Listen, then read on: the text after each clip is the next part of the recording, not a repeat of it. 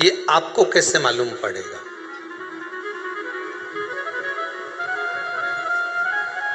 पितृ भूखे हैं, इसका तो वर्णन हमने पहले कर दिया कि रात्रि को जब आप सोने के बाद में 1-1.5 घंटे बाद अगर आपकी नींद खुल जाए, 1 घंटा 1.5 घंटा आप सो लिए, उसके बाद जो नींद खुली तो 1-1.5 घंटे तक अगर आपको नींद नहीं आ रही है, रात्रि को सोने के बाद में 1 घंटे बाद जब उठे तो आपको प्यास लग गई, भूख लगने लगी, प्यास लगने लगी कि मेरे को पानी पीना पड़ेगा, घबराहट हो रही, पानी पीना पड़ेगा। 1-1.5 घंटे सोने के बाद अचानक नींद खुले और आपको प्यास लगे, समझ लेना आपके पितृ भूखे हैं और प्यास है।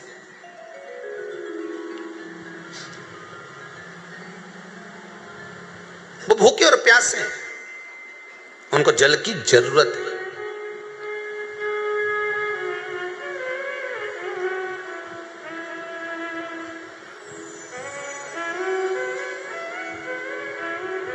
किसी भी नदी में, सरोवर में, कुंड में, बावड़ी में, तालाब में, आप तीर्थ में जाकर जब स्नान करते हैं तो स्नान करने के बाद एक काम का नियम बना लो कि अपने हाथ की अंजलि में जल लेकर अपने पूर्वजों को देना। प्यासे रहते हैं, भग मांगते हैं।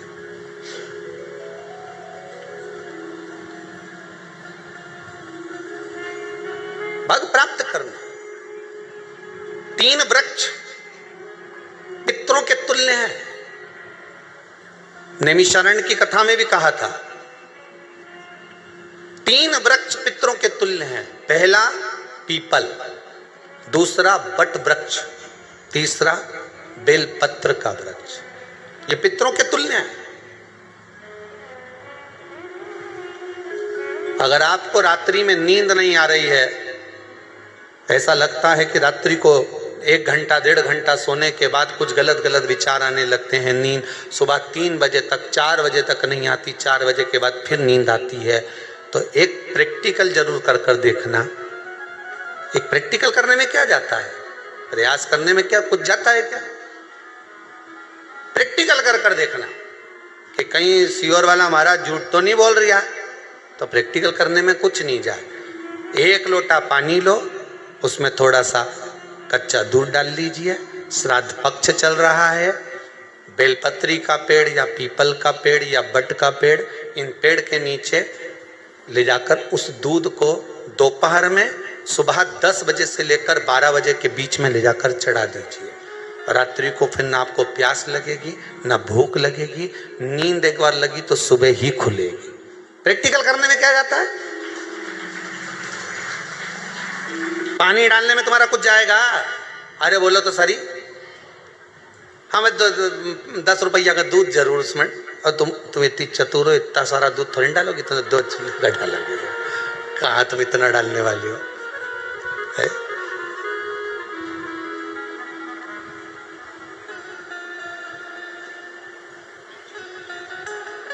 कहा बहुत चतुर लोग हो रहे संसार में हो।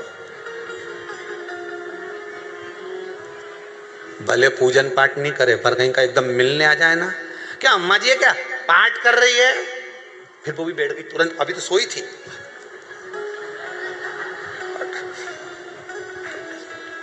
तुरंत। क्या पंडित जी हैं क्या, उनसे थोड़ा सा काम है, अभी माला जप रहे हैं, मालूम पड़े पंडित जी तो आराम से सेव फल खा रहे थे। अब प्लेट सोफा के नीचे घुसे तुरंत।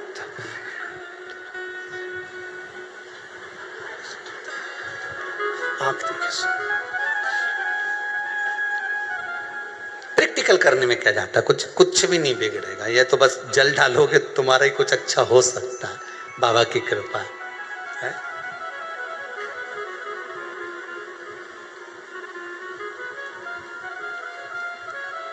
3 वृक्ष पितरों के तुल्य हैं। पहला जम के बोलिए पीपल, दूसरा बट वृक्ष, तीसरा बेलपत्री का वृक्ष। 3 पीपल के वृक्ष में 52,000 ब्राह्मण एक साथ निवास करते हैं, इसलिए पितृतुल्य है। बट वृक्ष ब्रह्मा जी के मस्तक से बना, इसलिए पितृतुल्य है।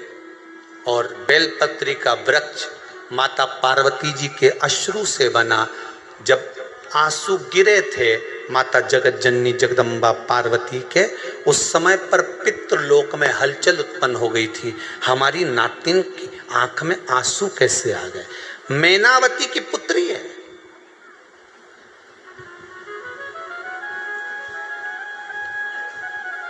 पितरों की नातिन, इसके अश्रु कैसे गिर गए?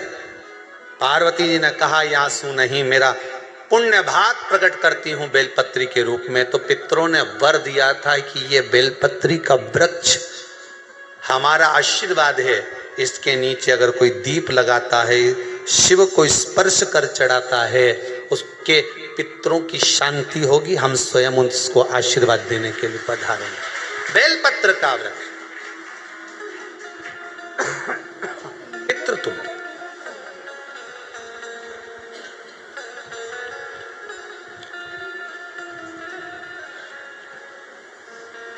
तो रात्रि को अगर भूख लग रही है, प्यास लग रही है, तो पितृदोष। दूसरा पितृदोष का लक्षण बताया, घर में कोई शुभ कार्य ना हो, वंश की वृद्धि ना हो। 1 रुपये कमाओ, 1.25 रुपये खर्च हो रहे हैं, पैसा 10 जगह से कमाई आ रही है पर घर में टिक नहीं पा रही है, आया गया, पितृदोष। जरा सी कटोरी पड़ी है, उसके पीछे विवाद चालू हो जाए, पानी ढुल गया उसके पीछे विवाद हो जाए, या छोटी छोटी बात में घर में क्लेश मचा हुआ है, पितृदोष है। समझ लो हमारे पूर्वज हमसे खुश नहीं, प्रसन्न नहीं। कोई कहता है गुरुजी श्राद्ध बड़े बेटे को करना चाहिए कि छोटे को करना चाहिए? शिव महापुराण की कथा कहती है, अगर जायदाद का पूरा हिस्सा बड़े ने लिया हो और तुमने अपनी माता का दूध ना पिया हो तो एक ही को कर लेने दो। अगर माता का दूध पिया है और अगर एक अंगूठी भी ली है, जरा सा एक कपड़ा भी अगर सास का लिया है, तो श्राद्ध तो तुझे करना ही पड़ेगा, करना ही पड़ेगा। तूने मेरा दूध पिया है तो बिल्कुल जम के तो बोलो। अगर तुमने उनका कुछ खाया है तो अब एक काम और हो सकता है, गुरुजी वो श्राद्ध अगर हम नहीं करें और बड़े भैया करें और हम उन्हीं के यहाँ चले जाएं तो चले जा, मना कौन कर रहा है? पूड़ी का तेल तू ले जा, खीर का दूध 2 थैली तू खरीद के ले जा। जितना वहां वो सेवा करे उतनी सेवा तुम करो। गलत है क्या? जायदाद का भी तो हिस्सा किया था। सुई की नोक के बराबर नहीं धुआं ने, ईंट इधर खसकी है तो हमारी इधर खसका दीजिए। हमारी बसियत में इतना लिखा है तो फिर बसियत में ये भी लिख के जाना चाहिए था। मैं तो क्यों सबके, तुम डरो मत ही रहे एक भी। जब छोरा छोरी के जब सब सामान प्रॉपर्टी दो ना, जमीन दो ना, जायदाद दो ना, सारा सामान छोरा छोरी के दो, तो उनके लिख के भी जाओ कि हमारी श्राद्ध कर दे अच्छे से, नहीं तो भूतड़ी बन के सताऊंगी। देखिए श्राद्ध करो। कितना दिया तुमको? बोलो ईमानदारी से बोलना, कितना दिया? ढेरों। और एक बात बहुत अच्छे से कहूंगा, आप लोगों के जीवन में उतरे। अगर मायके में भाई, मायके में भाभी, मायके के लोग अगर आपके माँ बाप का श्राद्ध नहीं करते हैं तो बेटी भी अपने माता पिता का श्राद्ध कर सकती है। उसने भी दूध पिया है अपने माता पिता का, पर वो श्राद्ध का भोजन कौन कराएगा? बेटी का पुत्र हो, बेटी की पुत्री हो, वो कराए। और नाम वो नाना नानी का ले ले, करे। अगर वो नहीं कर रहे हैं, वो नहीं संभालते, वो नहीं जानते, तो आप करो तो करे। 2 भाग होते हैं। जब एक रोटी गाय के मुख में दी जाती है, गाय के मुख में जब हम रोटी देते हैं, एक रोटी जब देते हैं या तो गाय के मुख में 16 श्राद्ध में जब रोटी देते हैं तो रोटी को बीच में से तोड़कर, रोटी का जो भाग होता है उसको, मतलब ऊपर से फुलका का परत नहीं निकालना है, रोटी जो सीधी सीधी है ना, जैसे ये रोटी है तो इसको बीच में से तोड़ लिया, 2 भाग विभाजित कर लिया, नीचे वाले भाग में भी थोड़ा सा गुड़ शक्कर रख लिया, ऊपर वाले भाग में भी गुड़ शक्कर रख लिया, एक के ऊपर एक रोटी को रख लिया, वो गाय को दी। तो अपन श्राद्ध पक्ष में 2 पूड़ी का प्रमाण है कि गाय को 2 रोटी दी जाती है, कुत्ता को 2 रोटी दी जाती है। 2 पूड़ी रख के देते हो, नहीं देते? आप लोग तो देते होगे, 2 पूड़ी के ऊपर पूड़ी रखकर, थोड़ा सा मीठा रखकर, नमकीन रखकर, कुत्ते को भी देते, 2 पूड़ी तोड़कर काका को भी देते। 2 पूड़ी का प्रमाण कहाँ से आया? 2 भाग रोटी के टुकड़े का प्रमाण कहां से आया? श्राद्ध पक्ष में ही ऐसा क्यों किया जाता है? बाकी के समय पर तो कोई ऐसा 2 पूड़ी का प्रमाण ही नहीं, पर श्राद्ध पक्ष में ये क्यों कहा जाता है कि पूड़ी के ऊपर पूड़ी रख दे, उसमें मीठा रख दे, खीर शक्कर रख दे, गाय को दिया, कुत्ते को दिया, कागा को दिया, ऐसे क्यों कहा जाता है? उसका कारण क्या होता है? उसका केवल एक कारण है, जो नारी ने भोजन का निर्माण करा है, जो घर की बहू भोजन बनाई है, जो घर की बेटी ने भोजन बनाया है, घर की माता ने भोजन बनाया है।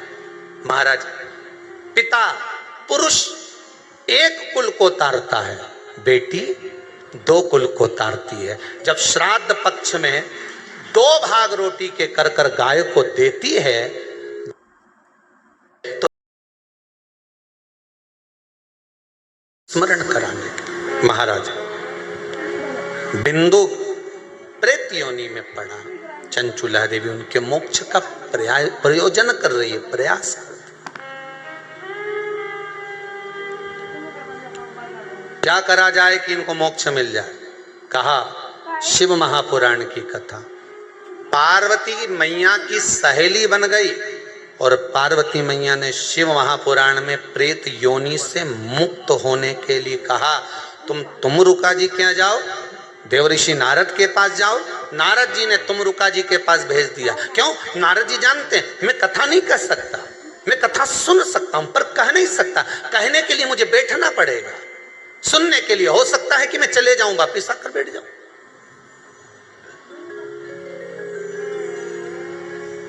तुमरुका जी से कहा कथा कह दोगे? हाँ, कहने में क्या दिक्कत है, मेरे पति को प्रेत योनि से मुक्त करना है। तुमरुका जी बोलते हैं केवल तुम्हारा पति प्रेत योनि से मुक्त नहीं होगा।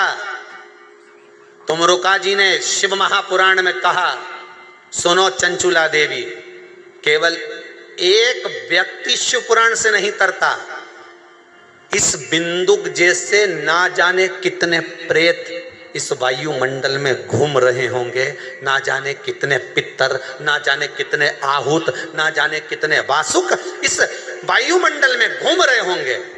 तुम्हारा पति तुमको दिखा नहीं, तुम्हारा बिंदुक तुम्हें कभी नजर आया नहीं, फिर कारण क्या था? बस मन में शांति नहीं है।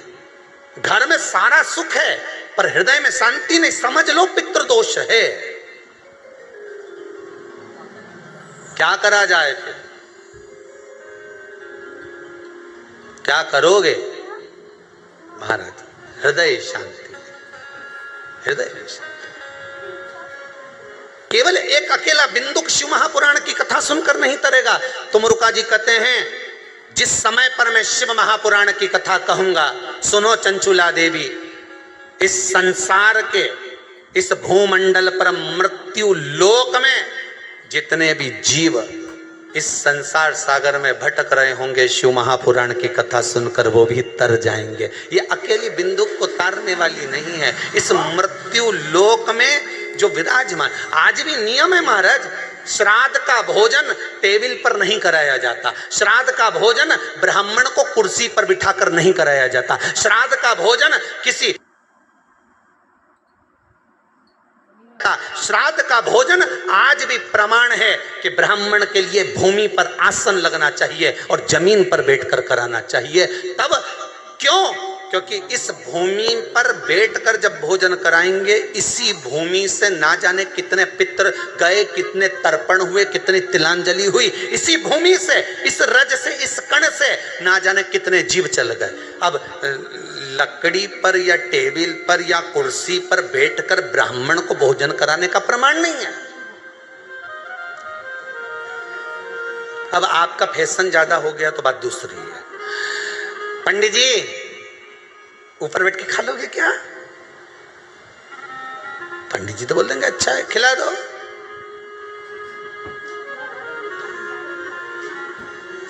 ऊपर बैठ के क्यों? वो झुकने में थोड़ी सी कमर लचक जाए, क्योंकि खीर परसेगी तो झुकना पड़ेगा। अब ब्राह्मण अगर भोजन करने आसन पर बैठेगा, तुम अगर थोड़ा झुककर परसोगी, ब्राह्मण के सम्मुख में आप थोड़ा सा भोजन कराते समय झुकोगी। जरा विचार करिए, यशोदा मैया के घर में संतान नहीं थी। यशोदा जी श्रावण के महीने में श्रावणी करने आए हुए ब्राह्मण को मात्र खीर परोसने के लिए गई थी। 52 साल की उम्र थी, संतान का सुख नहीं दिख रहा था, खीर परोसने के लिए गई। उतनी देर में ब्राह्मणों ने देखा इनके घर में संतान नहीं है, पुत्र भव कह दिया। और यशोदा जी के पति श्री नंदराय जी कह रहे हैं कि बाबा मैं 60 का ये 55 की, बाल हो गए धोले और तुम कह रहे हो पुत्र होगा, कहां से होगा? ब्राह्मण कहते हैं ब्राह्मण जब भोजन करता है, भोजन करते समय जब वर देता है, वो वर गलत नहीं हो सकता, कहीं से भी आएगा, पर छोरा तो आएगा। और आया, कहीं से भी आया, पर पुत्र आया, क्योंकि आशीर्वाद दिया था। श्राद्ध पक्ष का भोजन टेबल पर नहीं, कुर्सी पर नहीं, श्राद्ध पक्ष का भोजन ब्राह्मण को आसन लगाकर जमीन पर कराना चाहिए, भूमि पर।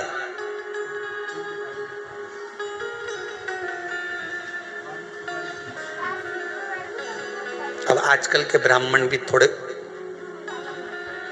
नीचे,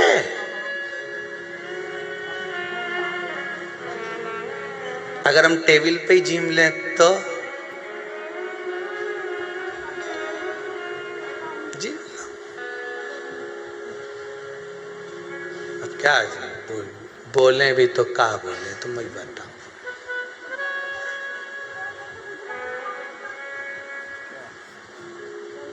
थोड़ा सा भाग भूमि का हो महाराज।